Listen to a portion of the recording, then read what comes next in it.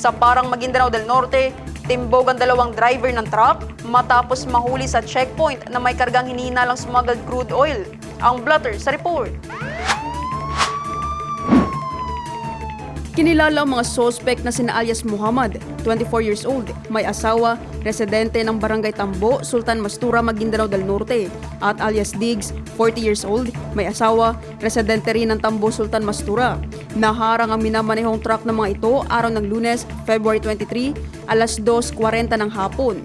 Ayon sa ulat, habang nagsasagawa ng checkpoint operation na pinagsanib na pwersa ng Parang Municipal Police Station at RMFB 14A sa koordinasyon ng Bureau of Customs, naharang ang mga sasakyan na may karga na 15 barrels ng hinihinalang crude oil. Kasalukuyang nasa kustudiya ng Parang MPS ang mga suspect at ang nakumpiskang produkto habang hinihintay ang formal na inventaryo ng Bureau of Customs at ang pagsasampa ng kaukulang kaso.